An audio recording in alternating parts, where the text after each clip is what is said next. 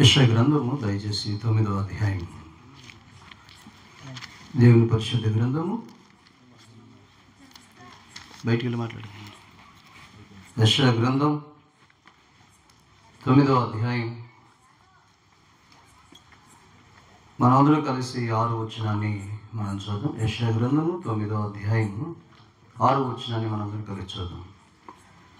ఏలయనగా మనకు శిశువు పుట్టెను, మనకు కుమారుడు అనుగ్రహింపబడెను, ఆయన భుజం మీద రాజ్యభారం పడెను. ఆశ్చర్యకరుడు, ఆలోచనకర్త, బలవంతుడైన దేవుడు, నీతియుడగు తండ్రి, సమాధానకర్తకు అధిపతి అని అతనికి పేరు పెట్టబడింది. ప్రార్థన చేస్తాం.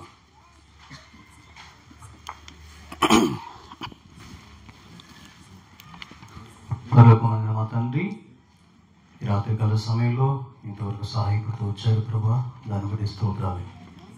ఈ సమయంలో ఈ ప్రాంతానికి రాగలిగిన మీ ప్రేమను బట్టి స్తోత్రాలు. మీ దాసరాలను బట్టి, మీ దాసరుల కుటుంబాన్ని బట్టి కూడా ప్రార్థన చేస్తున్నాం.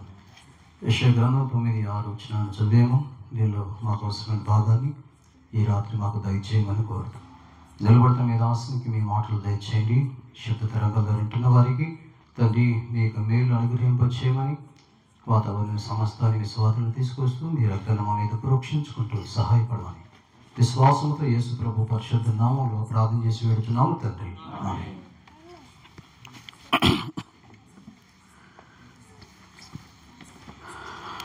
దయచేసి మనం చదివిన భాగం దగ్గరికి వద్దాం. యెషయా గ్రంథం 9వ అధ్యాయం 6వ వచనాన్ని మనం చూద్దాం. చదవండి. యెషయా గ్రంథం 9:6.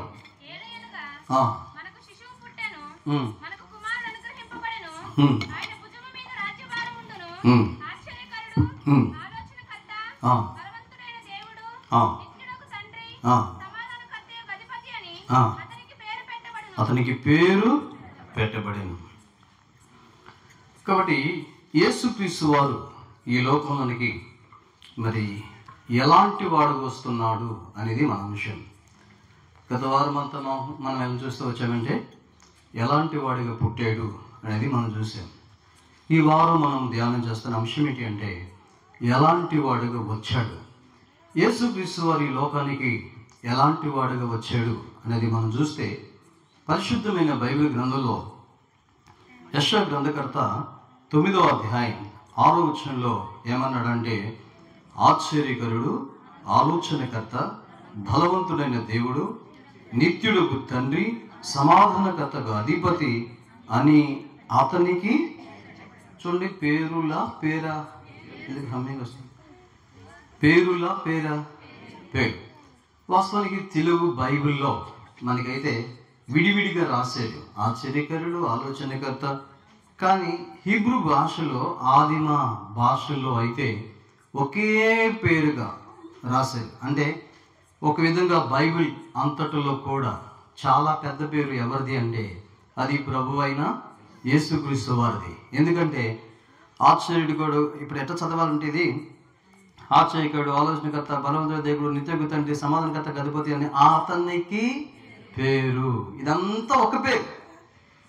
కాబట్టి యేసుక్రీస్తు ప్రభువారు ఈ లోకంలో ఎలాంటి వారుగా వచ్చారు అనేది మనం చూస్తే బైబిల్ తెలియజేస్తున్న మాట ఏంటి అంటే ఆయన ఒక ఆశ్చర్యమైన కరుడుగా ఈ లోకానికి వచ్చాడు. అందుకే మనకు శిశువు పుట్టెను, మనకు మనకు కుమారుడు అనుగ్రహింపబడేను. కాబట్టి ఈ రాత్రి మనకు పుట్టిన ఆ శిశువు ఎవరు అంటే ఆశ్చర్యకరుడు అనేది మనము అర్థం చేసుకోవాలి. అందుకే ఇప్పుడు అప్పుడు ఆ పాట పాడుతూ వచ్చాను. ఏం పాట అంటే ఆశ్చర్యకరుడా నీవే. ఈ లోకంలోనికి 2000 సంవత్సరాల క్రితం కన్యైన మరీ గర్భంలో పుట్టిన ఆ వ్యక్తి ఎవరు అంటే యెషయా గ్రంథకర్త 9వ అధ్యాయం 6వ వచనం ప్రకారం ఆయన ఎవరో కాదు, ఆయనే ఒక ఆశ్చర్యమైన కరుడు, ఆశ్చర్యకరుడైన దేవుడు అనే విషయాన్ని తెలియజేస్తున్నాడు. ఎందుకు ఆయన ఆశ్చర్యకరుడు అని చెప్పాలి అంటే ఆయన జీవితంలో కనీసం ఒక 7 ఆశ్చర్య కార్యాలు ఉన్నాయి. ఆశ్చర్యం కలిగించే 7 విషయాలు ఉన్నాయి. దాన్ని బట్టి ఆయన ఆశ్చర్యకరుడుగా వచ్చాడు అనేది మనం నమ్మాలి. సో యేసుక్రీస్తు వారి జీవితంలో ఆశ్చర్యం కలిగించే సంగతులు ఏంటి? మొట్టమొదటిగా మనం చూస్తాం లూకా సువార్త. దయచేసి ఏంటి ఆయన జీవితంలో ఆశ్చర్యం కలిగించేవి? లూకా సువార్త 2వ అధ్యాయం చూడండి. లూకా సువార్త 2వ అధ్యాయం ఈ సమయంలో 18 వచనాన్ని మనం చూద్దాం. చదవండి. గొర్రెల కాపరులు తమతో చెప్పిన సంగతులను గూర్చి విన్నవారందరూ మిక్కిలి ఆశ్చర్యపడిరి. చాలు. ఇప్పుడు ఏం చెప్పారో మనం చూద్దాం రండి. లూకా సువార్త 2వ అధ్యాయం 8వ వచనం నుంచి మనం చూస్తాం. చదవండి. ఆ దేశంలో కొందరు గొర్రెల కాపరులు పొలములో ఉండి రాత్రి వేళ తమ మందను కాచుకొనుచుండగా ప్రభు దూత వారి యొద్దకు వచ్చి నిలిచెను. ప్రభు మహిమ వారి చుట్టూ ప్రకాశించినందున వారు మిక్కిలి భయపడేది. అయితే ఆ దూత, భయపడకుడి, ఇదిగో ప్రజలందరికీ కలుగబో మహా సంతోషకరమైన సువర్తమానమును నేను మీకు తెలియజేస్తున్నాను. దావీదు పట్టణమందు నేడు రక్షకుడు మీ కొరకు పుట్టి ఉన్నాడు. ఈయన ప్రభు అయిన క్రీస్తు. దానికి ఇదే మీ కానువాలు. ఒక శిశువు పొత్తి గుడ్డలతో చుట్టబడి ఒక తొట్టులో పండుకుని ఉంటే మీరు చూచెదరని వారితో చెప్పాను. వెంటనే పరలోక సైన్య సమూహం ఆ దూత కూడా ఉండి సర్వోన్నతమైన స్థలముల్లో దేవునికి మహిమయు ఆయనకి ఇష్టులైన మనుషులకు భూమి మీద సమాధానం కలుగును గాకని దేవుని స్తోత్రం చేయుచుండెను. ఆ దూతలు తమ యొద్ద నుండి పరలోకంకి వెళ్ళిన తర్వాత ఆ గొర్రెల కాపరులు జరిగిన కార్యములను ప్రభు మనకు తెలియజేయించి ఉన్నాడని, మనము బెత్లెహేముకి వెళ్ళి చూతుమురండని ఒకరితో ఒకరు చెప్పుకుని త్వరగా వెళ్ళి మరియను యోసేపును తొట్టులో పండుకున్న శిశువును చూచిరి. వారు చూచి ఈ శిశువును గూర్చి తమతో చెప్పబడిన మాటలన్నీ ప్రచురము చేసిరి. చాలు. కాబట్టి ఆ రాత్రి వేళ గొర్రెల కాపరులు పొలంలో మరి గొర్రెలు కాచుకొనుచుండగా, చిన్నప్పుడు క్రిస్మస్ నాటికలు వేసేవాళ్ళం. నేను కూడా వేసామాట. ఒకసారి గొర్రెల కాపరిగా వేసాను, ఒకసారి ఏంటో జ్ఞానిగా వేసాను, ఒకసారి ఏంటో సత్రము యజమాని భారీగా వేసామట. చాలా పాత్రలు చిన్నప్పుడు వేసాను. అయితే గొర్రెల కాపర్ల గురించి మనం ఆలోచిస్తే రాత్రిపూట వారు చలికి వణుకుపోతూ ఒక విధంగా చలిమంట వేసుకుంటున్నప్పుడు దేవదూత వచ్చినప్పుడు ప్రకాశమైన దేవదూత వచ్చి చెప్పింది, ఇదిగో దేవుడు అంటే దావీదు పట్టణమందు నేడు రక్షకుడు మీ కొరకు పుట్టి ఉన్నాడు. ఆయన ఎవరు కాడు, ఆయన సర్వ సృష్టికర్త అని చెప్పినప్పుడు, ఆయన ఒక కన్యక గర్భాన్న పుడతాడని చెప్పినప్పుడు, ఈ మాటలు వెళ్ళి వారు చూచి ఆశ్చర్యపోయి వచ్చి అందరితో చెప్పినప్పుడు అందరూ ఏమైపోయారంటే చెప్పండి, ఆశ్చర్యపోయారు. సో మొదటిది ఆయన ఆశ్చర్యకరుడు అని చెప్పే మొదటి ప్రయత్నం ఏంటి అంటే ఆయన జన్మ అందరిని ఆశ్చర్యపరిచింది. ఆయన జన్మ ఈరోజు ప్రపంచానికి ఒక ఆశ్చర్యం. నిజమే కదా, ఈరోజు మనం కూడా నిజంగా ఆశ్చర్యపోతాం. ఒక కన్యక గర్భము ధరించటం అనే మాట మనం ఆలోచన చేస్తే ఇది మానవులకు అసాధ్యమైన కార్యం. ఏంటి సాధ్యమేనా? మన ఇంట్లో ఎవరైనా ఒక కన్యక గర్భం ధరిస్తే మనం నమ్ముతామా? పరిశుద్ధాత్మ వల్ల ద్వారా గర్భం ధరించిందని. కానీ సృష్టి అందరూ ఆశ్చర్యపోయే విషయం ఆయన జన్మలో ఉంది. పరిశుద్ధాత్మ ఆమె మీద కమ్ముకున్నప్పుడు కన్య అయిన మరియా గర్భము ధరించిందని పరిశుద్ధ గ్రంథం బైబిల్ తెలియజేస్తోంది. కాబట్టి దేవుడు ఆశ్చర్యకరుడు. ఈ లోకానికి 2000 సంవత్సరాల క్రితం భూమి మీదకి వచ్చిన ఆ దేవుడు తన జన్మతోనే ప్రపంచాన్ని ఆశ్చర్యపరిచాడు. ఈ రోజుకి ప్రపంచంలో అనేకులకు అర్థం కాని విషయం ఏంటంటే యేసు ఏ విధంగా కన్య గర్భాన్ని జన్మించాడో అర్థం కాదు. అందుకనే ఈ విషయం అర్థం చేసుకోలేక చాలా మంది అపార్థం చేసుకుని దీన్ని విమర్శించేవారు ఎంతో మంది లేకపోలేదు. కాబట్టి ప్రియులారా, యేసుక్రీస్తు ఆశ్చర్యకరుడుగా ఈ లోకానికి వచ్చాడని చెప్పే మొట్టమొదటి విషయం ఏంటంటే ఆయన జన్మ. ఈ ప్రపంచ చరిత్రలో ఏ ఒక్కరు కూడా జన్మించిన విధానంలో ఆయన మాత్రమే జన్మించాడు. ఒక కన్య గర్భవతి కుమారుని కంటం ఒక ప్రపంచానికి ఒక గొప్ప ఆశ్చర్యం. ఇంకేంటి ఆశ్చర్యం? రెండవది చూద్దాం రండి. దేవుని మహాపరిశుద్ధ గ్రంథం మత్తయి సువార్త 7వ అధ్యాయం. మత్తయి సువార్త 7వ అధ్యాయంలో మరొక మాట మనం చూస్తాం. మత్తయి సువార్త 7వ అధ్యాయం 28వ వచనాన్ని మనం చూస్తాం. చదవండి. మత్తయి సువార్త 7:28 చదవండి. యేసు ఈ మాటలు చెప్పి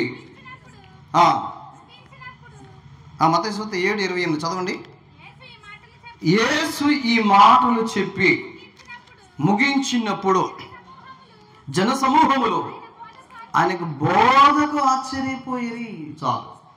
కాబట్టి దేనికి ఆశ్చర్యపోయి చెప్పండి? ఆయన బోధ. ఎలా బోధించాడంట? 29వ వచనం చదవండి.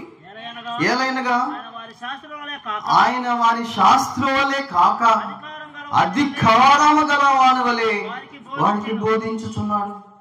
కాబట్టి ఎలా బోధిస్తాడు యేసుప్రభు అంటే శాస్త్రులు బోధించినట్టు కాదు, నేర్చుకున్న బోధ కాదు. శాస్త్రులు అంతా కూడా నేర్చుకున్న బోధ.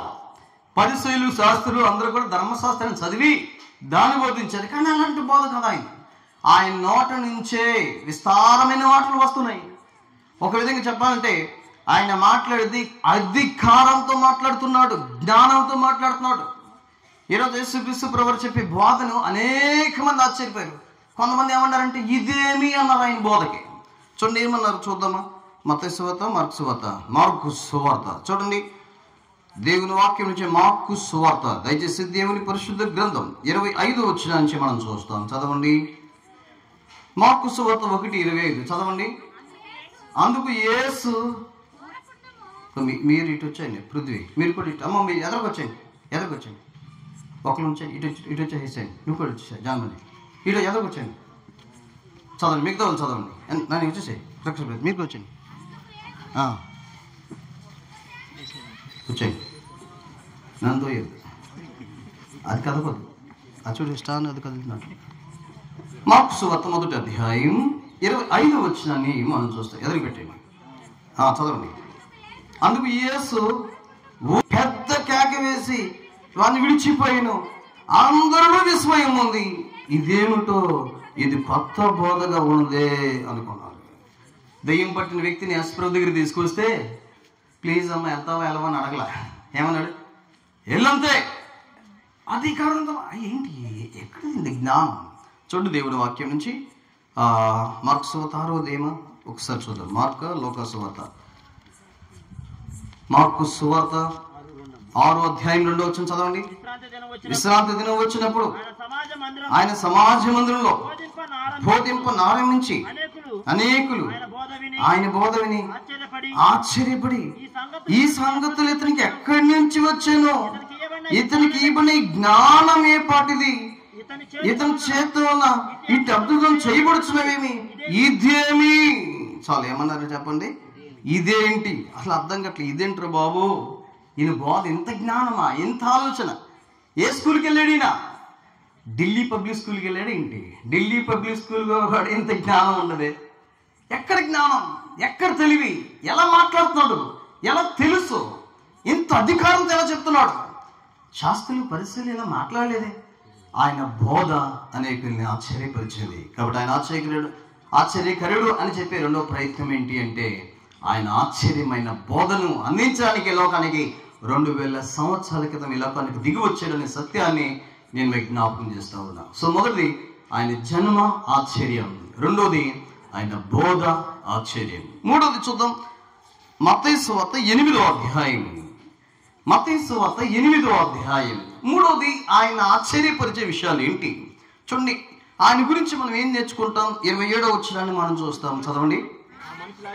ఆ మనుషులు ఆశ్చర్యపడి ఈ నెట్టివాడో, ఈయనకి గాలియు సముద్రము లోబడుచున్నవని. కాబట్టి ఏంటండి ఆయన కార్యాలు ఏంటి చెప్పండి. ఒకసారి యేసుప్రభు ఆ మాట చదువుదాం. 8వ అధ్యాయం 23వ వచనం నుంచి మనం చదువుదాం. చదవండి. ఆయన దోణి ఎక్కినప్పుడు ఆయన శిష్యులు ఆయన వెంట వెళ్ళిరి. అతడు సముద్రం మీద తుఫాను లేచినందున ఆ దోణి అల్లు చేత కప్పబడింది. అప్పుడు ఆయన నిద్రించుచుండగా వాడు ఆయన వచ్చి ప్రభువా నశించిపోతున్నాం, మమ్మల్ని రక్షింపమని చెప్పి ఆయన లేపిరి.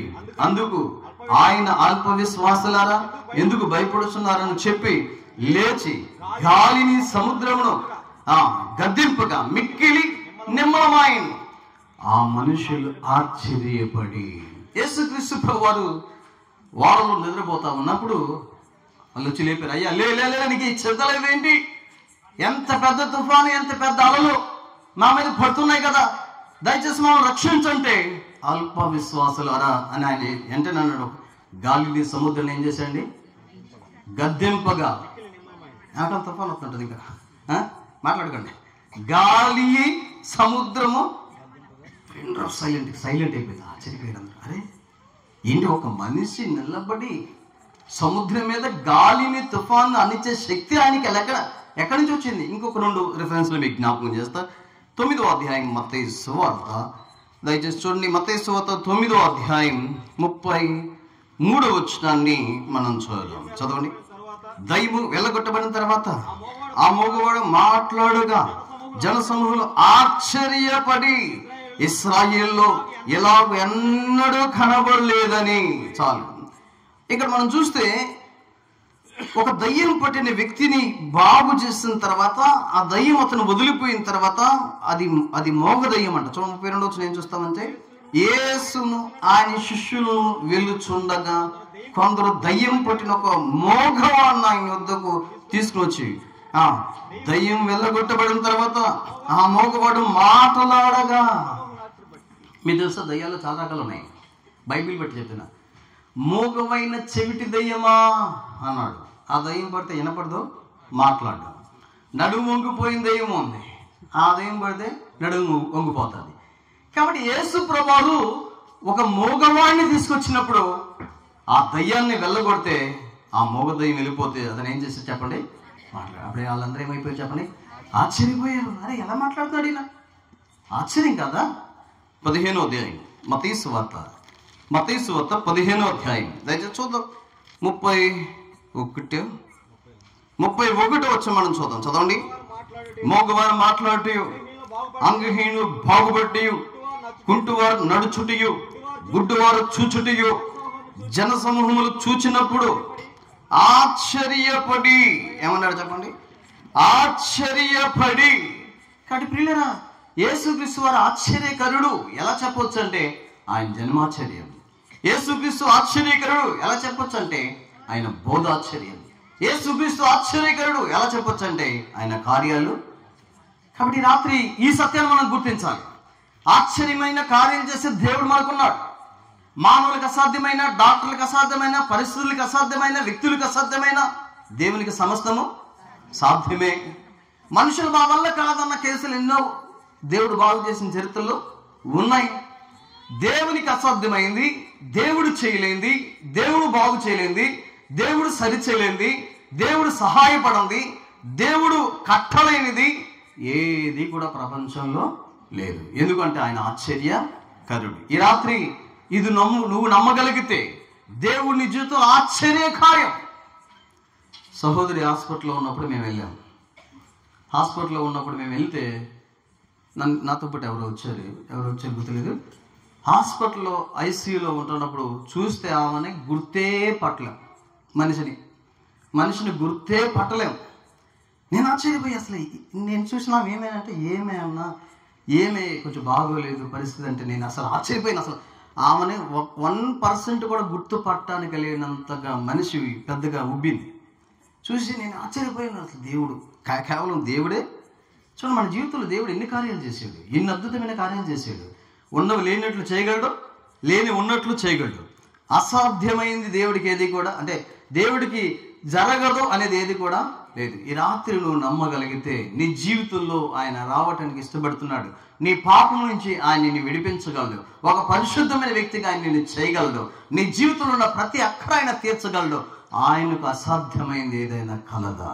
కాబట్టి ఆయన సమస్తము చేయగలిగిన శక్తిమంతుడు. కాబట్టి మన దేవుడు ఆశ్చర్యకరుడు. చెప్పే 3వ ప్రయత్నం ఏంటంటే ఆయన కార్యాలు ఆశ్చర్యం. 4వది ఆయన ఆశ్చర్యకరుడు అని చెప్పే 4వ ప్రయత్నం మనం చూస్తాం. రెండు దేవుని వాక్యం లూకా సువార్త 20వ అధ్యాయం. లూకా సువార్త 20వ అధ్యాయం 26వ వచనాన్ని మనం చూస్తాం. లూకా సువార్త 20వ అధ్యాయం 26వ వచనం చదవండి. వారు ప్రజల ఎదుట ఈ మాటలో తప్పు పట్టనేరక ఆయన ప్రత్యుత్తరములకు ఆశ్చర్యపోయిరి. చాలండి. నేను అనుకుంటాను యేసు ప్రభువు వారు ఆశ్చర్యకరుడు. ఇది ఎన్నోది మనం చూస్తున్నాము. 4వది ఏంటి అంటే ఆయన సమాధానంతో చెప్పిన మాటకు ఆశ్చర్యపోయారు. ఇక్కడ ఏం జరిగింది అనేది మనం చూస్తే కొంతమంది ఆయనలో తప్పు పట్టుకోవాలనుకున్నారు. శాస్త్రులు, పరిసయ్యులు. అంటే మీ బోధకుడు పన్ను కట్టడా ఏంటి, ఏమంటాడు అసలు ఆయన దగ్గరికి వచ్చారు. ఇప్పుడు చూద్దామా 20వ వచనం నుంచి చదవండి. కనిపెట్టుచు అధిపతి వశమునకు అధికారమునకు ఆయన అప్పగించుటకై ఆయన మాటల్లో తప్పు పట్టాలని తాము నీతిమంతులు అనిపించుకోవాలని వేగుల వారిని ఆయన ఎదుగు పంపారంట. వారు వచ్చి ఏమన్నారు? బోధకుడా, నువ్వు న్యాయంగా మాట్లాడుచు నువ్వు న్యాయంగా మాట్లాడుచు బోధించుచున్నావు అని ఎరుగుదుము. నీవెవని అందును మోమాటం లేక సత్యముగాని దేవుని మార్గం బోధించుచున్నావని ఎరుగుదుము. మనం కైసరుకు పన్ను ఇవ్వటం న్యాయమా కాదా అని అడిగారు. ఇప్పుడు ఈయనేమంటాడు చూద్దాం. యేసు ప్రభుని ఆయన జీవించిన దినాల్లో ప్రతిసారి యేసు ప్రభు ఎక్కడ దొరుకుతాడా, 1% దొరుకుతాడు, ఎక్కడ దొరుకుతాడని వచ్చాడు. ఇప్పుడు వచ్చారు, అయ్యా మరి కైసరికి పన్ను ఇయ్యాలా వద్దా? కైసరికి పన్ను ఇవ్వద్దంటే ఇదిగో మన ధర్మశాస్త్రానికి విరోధంగా ఇతను బోధిస్తున్నాడు కదా అని మెలిగిసిముందిరమ్మా. ఇప్పుడు ఏం చేయాలి? అప్పుడు యేసు ప్రభు ఆయనకి అంతా తెలుసు. మనం మాట్లాడక మునుపు మనం ఏం మాట్లాడతాం ఆయనకి వాళ్ళ కుయుక్తులు ఆయన ఎరిగి ఏమన్నాడంటే ₹1 తీసుకురండి అన్నాడు నా దగ్గరికి. ఏమన్నాడంటే అక్కడ మనకు అర్థమే భాషలో, ఒక ధ్యానారం నాకు చూపండి, దీని రూపం పైరాత ఎవనివి చెప్పండి అంటే, అయ్యది కైసరి అన్నాడు. అప్పుడు ఆయన అన్నాడు, అయితే కైసరికి ఉండి దేవుడికి ఉండి భలే చెప్పేసాడు. ఎట్లా మాట్లాడడానికి ఛాన్స్ లేదు. ఇప్పుడు చూడండి, కొన్ని సందర్భాల్లో యేసు ప్రభు దగ్గరికి వచ్చి ఆయన అడిగారు, అయ్యా నువ్వు బాప్తిస్మం ఇస్తున్నావు కదా, నువ్వు అధికారంతో బోధిస్తున్నావు కదా, ఎక్కడి నుంచి వచ్చింది జ్ఞానం? ఎవరిచ్చారు నీకే అధికారం? ఎవరు చెప్తే నువ్వు ఇస్తున్నావు బాప్తిస్మం?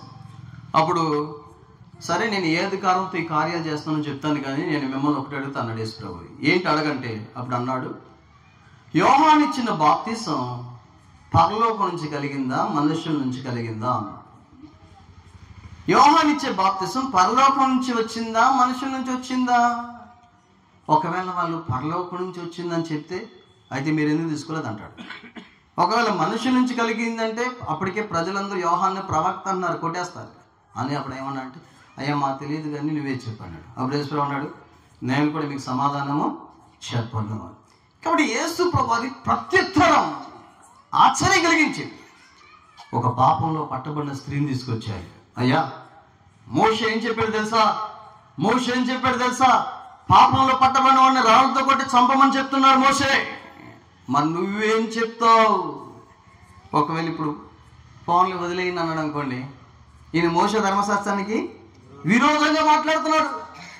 కొట్టమని చెప్పాడు అనుకోండి, చూడ కనికరం కూడా ఇంజనీకి లేదంటాడు. అప్పుడు ఆయన ఏం చెప్పాడు తెలుసా? మోషే చెప్పింది కరెక్ట్ చేయండి, బట్ మీలో పాపం లేనివాడు రాయండి అన్నాడు. ఆశ్చర్యం. ప్రతిసారి ఆయన ప్రత్యుత్తరం ప్రజలు ఆశ్చర్యపరచండి. అయ్యా మోషే ఏమన్నాడంటే, ఒక స్త్రీకి పెళ్ళైన తర్వాత పిల్లలు లేకపోయి భర్త చనిపోతే తన సహోదరుడు భర్త ధర్మ నెరవేర్చాలన్నాడు కదా. ఒక స్త్రీకి 7 భర్తలు ఉన్నారు, చనిపోయారు. పునరుద్ధానంలో ఇప్పుడు ఆమె ఎవరికి భార్య అని అడిగారు. ఏమంటే మీరు చెప్పండి, ఎవరికి భార్య? ఇప్పుడు 7 భర్తలను చేసుకుని చనిపోయింది ఒక స్త్రీ. రేపు పొద్దున పునరుద్ధానంలో ఆమె ఎవరికి భార్యగా ఉంటుంది? మొదట ఆయనక 7వ ఆయనక? మొదటానికేనా? దేవునికి స్తోత్రం. ఏమవుతుందని చెప్పాడు. అప్పుడు యేసు ప్రభు ఏమన్నాడు తెలుసా? పునరుద్ధానంలో అసలు పెండ్లి ఉండదు, భార్యలు ఉండరు కదా, దేవదూతల వల్ల పోలి ఉంటాం, అసలు ఒకరికి భారీగా ఉంటాం అనేది ఉండదు కదా అన్నాడు. కాబట్టి ఈ రాత్రి నేను ఏమంటానంటే, యేసు వారు చెప్పిన బోధ లేదా ప్రత్యుత్తరం ప్రజలకు ఆశ్చర్యం. ఈ రాత్రి యేసయ్య ఎలాంటి వాడు అంటే, ఆయన ఆశ్చర్యపరిచే సమాధానాలు ఇచ్చినవాడు. ఆయన అన్నాడు, ప్రపంచానికి ఒక సవాలు విషయాలు, నా యందు పాపం ఉందని వీళ్ళు ఎవరైనా చూపించగలరా? ఈరోజు ప్రపంచ చరిత్రలో యేసు మాత్రమే ఒక పరిశుద్ధుడని మనం ఎందుకు చెప్తామంటే, ఆయన ఇచ్చిన ప్రత్యుత్తరాలు అలాగున్నాయి. 4 విషయాలు మనం చూసాం. ఆయన జన్మాశ్చర్యం, ఆయన బోధ ఆశ్చర్యం, ఆయన కార్యం ఆశ్చర్యం, ఆయన సమాధానం ఆశ్చర్యం. 5వది ఏంటి ఆశ్చర్యమైంది? రండి మత్తయి సువార్తకు వద్దాం. మత్తయి సువార్త 27వ అధ్యాయం. మత్తయి సువార్త 27వ అధ్యాయము దయచేసి 14వ వచనాన్ని మనం చదువుదాం. మత్తయి సువార్త 27:14 చదవండి. ఎక్కడ నుంచి చదువుదామంటే 11 నుంచి చదవండి. యేసు అధిపతి ఎదుట నిలిచాను. అప్పుడు అధిపతి, యూదుల రాజు నీవేనా అని ఆయన అడగగా, యేసు అతని చూచి నీవన్నట్టే అనను. ప్రధాన యాజకులను పెద్దలను ఆయన మీద నేరం మోపినప్పుడు ఆయన ప్రత్యుత్తరం ఏమీ ఇయ్యలేదు. కాబట్టి పిలాతు, నీ మీద వీరెన్ని నేరములు మోపుచున్నారో నీ వినలేదా అని ఆయన అడిగాడు. అయితే ఆయన ఒక మాటకైనా వారికి అతనికి ప్రత్యుత్తరమే లేదు గనుక అధిపతి మిక్కిలి ఆశ్చర్యపడ్డాడు. ఐదవది, యేసు ప్రభువారు ఆశ్చర్యకరుడు అని చెప్పే ఐదో ప్రయత్నం ఏంటంటే ఆయన మౌనం ఆశ్చర్యం కలిగించింది. ఈ మధ్య ఒక ఆయన యూట్యూబ్లో అన్నాడు, ఏమన్నాడంటే ఆయన ఒక బాబా, ఆయన ఏమన్నాడంటే అసలు 3 మేకులు పీకులునేవాడు నన్నెలా రక్షిస్తాడు అని కామెంట్ చేశాడు. నిజమే. అప్పుడు ఒక దైవ సేవకులు ఏం చెప్పాడంటే 3 మేకులు లాక్కున్నవాడు దేవుడా, 3 మేకులు సహించిన వాడు దేవుడా. ఎవరు దేవుడు? లాక్కోవడం అంటే ఎవరు లాక్తాం, కానీ మనుషుల్ని ప్రేమించి మనుషుల కోసం సహించి భరించిన వ్యక్తే దేవుడు కదా. యేసుప్రభువారు సులువు మీద ఆ మేకుల నుంచి బయటకు రాలేదా? ఒకసారి యేసుప్రభుని పట్టుకోమని సైన్యాన్ని పంపించాడు.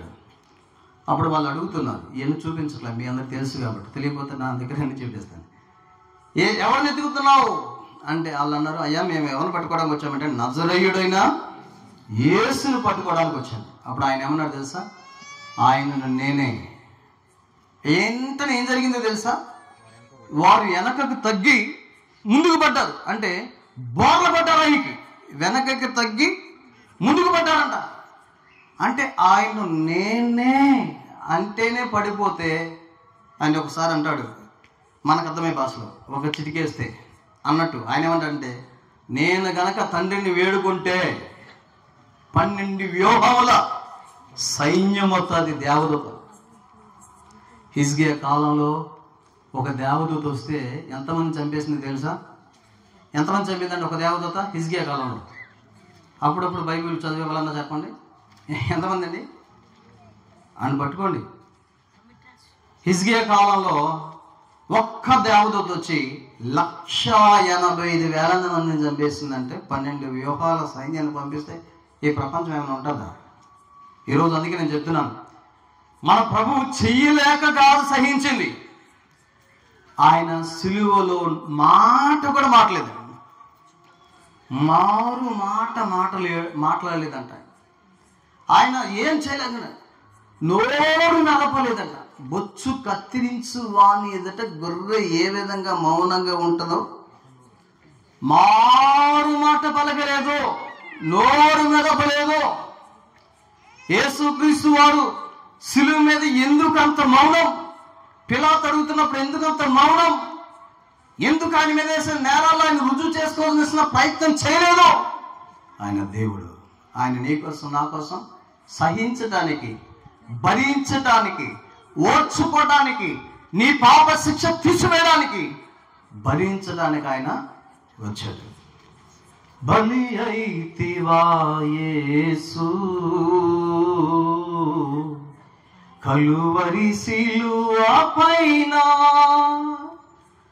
ఆ పాటలు ఎన్ని వచ్చినాయంటే మన బుక్లో ఉంది. మారు మాట పలకలేదు, ఎన్ని వచ్చినానుంటే కనీసం ఆయన అరచేతులలో.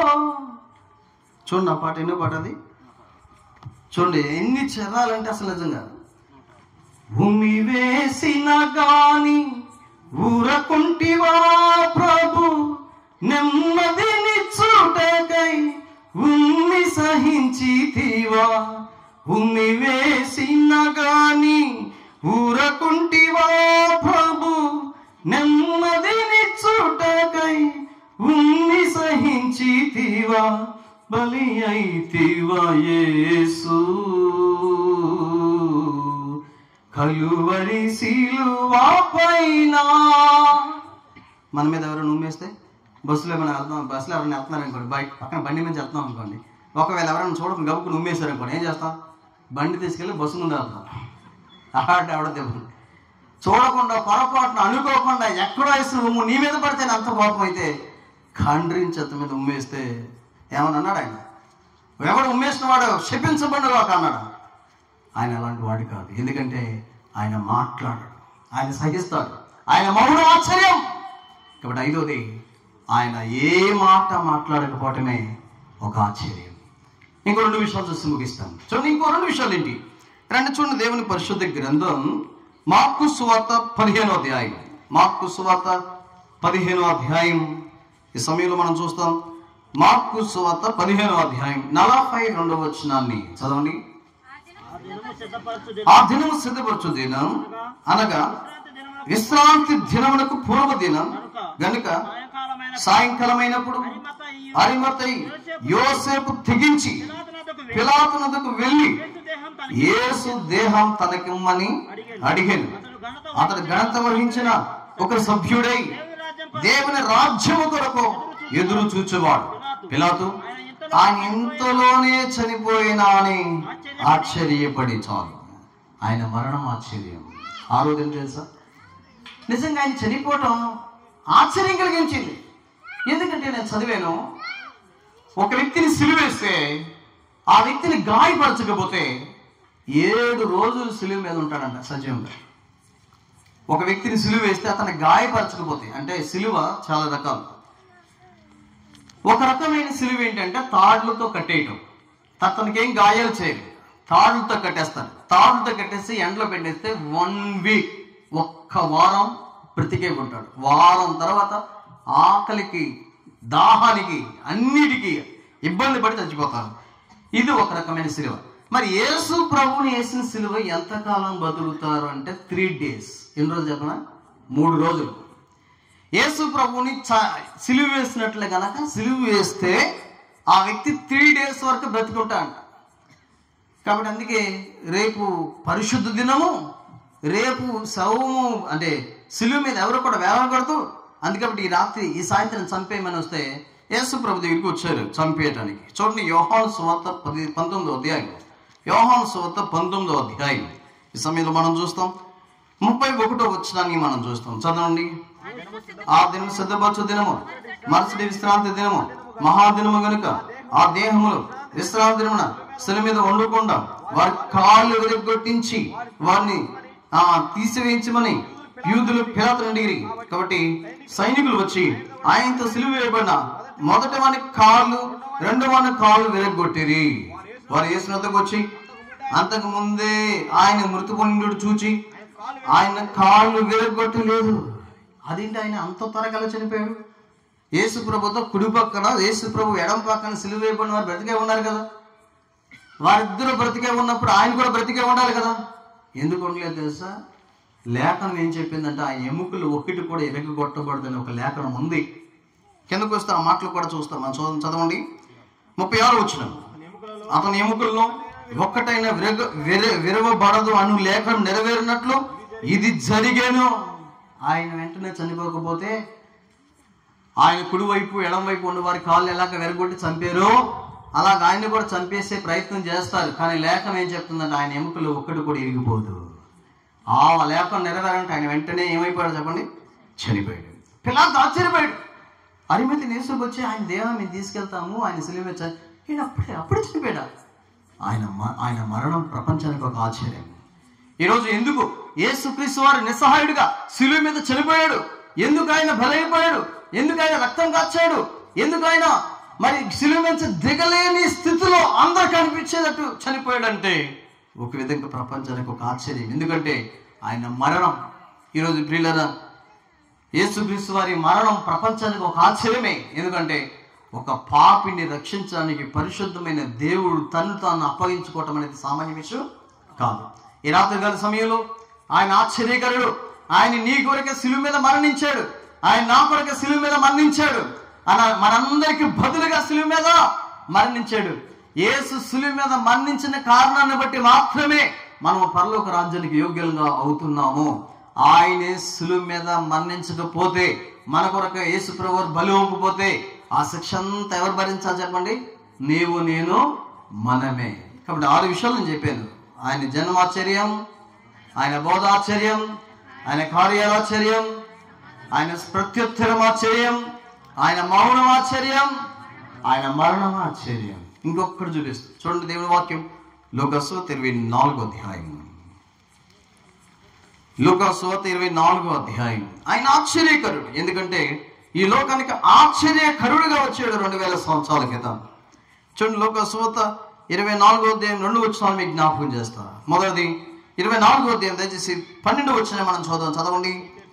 అయితే పేతురు లేచి సమాన్యతకు పరిగెత్తుకుని పోయి వంగి చూడగా నారబట్టలు మాత్రం విడిగా కనబడెను. అతడు జరిగిన దాన్ని గూర్చి ఆశ్చర్యపడుచు ఇంటికి పరిగెత్తుకుని యేసు సమాధి దగ్గరికి వెళ్ళి వంగు చూశాడు. గమ్ముకుని తిరిగి వచ్చాడు. చూసేపటికి కింద ఏమో చెప్పండి అంటే నారబట్టలు మాత్రం శుభ్రంగా పక్కన పెట్టి ఉన్నాయి. ఆయన పునరుద్ధానం ప్రపంచానికి ఆశ్చర్యం. చూడండి దేవుని వాక్యం లూకాసువార్త 24వ అధ్యాయం 40వ వచనాన్ని మనం చూస్తాం. చదవండి. అతని చేతులను పాదములను వారికి చూపాను. అయితే వారు సంతోషం చేత ఇంకా నమ్మక ఆశ్చర్యపడుచుండగా ఆయన తిరిగి లేవటం అందరిని ఆశ్చర్యపరిచేస్తుంది. ఈరోజు ప్రపంచంలో ఒకే ఒక సమాధి ఖాళీ. అంటే కుక్కలో నక్కలో ఎత్తుకెళ్ళిపోతే ఖాళీలుగా అలాంటి సమాధి కాదు. కొన్ని సమాధులు బాడీ పెట్టిన తర్వాత తీసుకెళ్ళిపోతాయి కుక్కలు. అలాంటి సమాధుల గురించి మాట్లాడతాం. ప్రపంచంలో ఒక్క సమాధి ఖాళీ. కోట్ల మంది దాన్ని విజిట్ చేశారు. అది యెరూషలేములో ఉంది. అది యేసయ్య సమాధి. ఆయన సమాధులు లేడు. వాళ్ళు 3 దిన వెళ్ళి సమాధులు ఎదుగుతుంటే అప్పుడు అన్నారు, మీరు ఇక్కడ ఎదుగుతున్నారేంటి? ఆయన సజీవుడై ఉన్నాడు. ఆయన చెప్పినట్టు ఆయన మృతులు ఎదుగుతారు. ఆయన్ని ఈరోజు చాలా మంది ప్రభువుని ఎక్కడ ఎదుగుతున్నారంటే మృతులు ఎదుగుతున్నారు. మృతులు లేడు ఆయన, సమాధులు లేడు ఆయన. ఆయన లేచి ఉన్నాడు. ఇదిగో యుగ యుగములు సజీవుడని చెప్పాడు ఆయన. ఈరోజు మనము ఆయన పునరుద్ధానమే లేకపోతే క్రైస్తవ్యం లేదండి. క్రైస్తవ్యానికి పునాది ఏంటి తెలుసా? యేసు పునరుద్ధానం. దేవుని వాక్యం ఒక మాట మీకు జ్ఞాపకం చేస్తా. అపోస్తలుల కార్యాల గ్రంథం దయచేసి 17వ అధ్యాయం. అపోస్తలుల కార్యముల గ్రంథం దయచేసి 17వ అధ్యాయం 31వ వచనం మనం చూస్తాం. 31వ వచనం చదవండి. ఎందుకనగా తాను నియమించిన చేత ఆ నీతిని అనుసరించి భూలోకంలో తీర్పు తీర్చే ఒక దినం ఆయన నిర్ణయించాడంట. మృతుల్లోండి ఆయన లేపినందున దీన్ని నమ్ముటకు అందరికీ ఆధారం. కొరింథీయులకు రాసిన మొదటి పత్రిక 15వ అధ్యాయం. కొరింథీయులకు రాసిన మొదటి పత్రిక 15వ అధ్యాయం. ఈ సమయంలో మనం చూస్తాం 14వ వచనం చదవండి. మరియు క్రీస్తు లేపబడి ఎండని ఎడల మేము చేయు ప్రకటన వ్యర్థమే, మీ విశ్వాసము కూడా. ఒక యేసు అందరిలాగానే చెన్నై పట్టణంలో ఒక ఇన్సిడెంట్ జరిగింది. అది మీకు జ్ఞాపకం చేసి ముగిస్తాను. చెన్నైలో ఒక స్వామీజీ చనిపోయాడు. ఆ స్వామీజీ అందరికీ చాలా పరిచయం. ఆ ప్రాంతానికి స్వామీజీ చెప్పింది అన్నీ జరిగినాయి. స్వామీజీ ఒక మాట చెప్పాడు, నేను కూడా చనిపోయి యేసు లేక 3 రోజులు ఎగుస్తా అన్నాడు. ఇంక అంతే సంగతి. స్వామీజీ చనిపోయాడు. చనిపోయిన తర్వాత అతని ఒక బాబా అన్నమాట. ఆ రాత్రి ఆయన శవాన్ని సమాధి చేయడానికి ఇష్టపడలా, ఖననం చేయడానికి ఇష్టపడలా. అందరూ భక్తులందరూ చేరారు. మనకంటే ఎక్కువ మంది వచ్చారు. పాటలు పాడతా మళ్ళీ పెట్టారు. స్వామి లేలే స్వామి లేలే. మొదటి రోజు అయిపోయింది స్వామి లాగా. రెండో రోజు కొంచెం స్పీడ్ పెట్టారు. స్వామి లేలే స్వామి లేలే.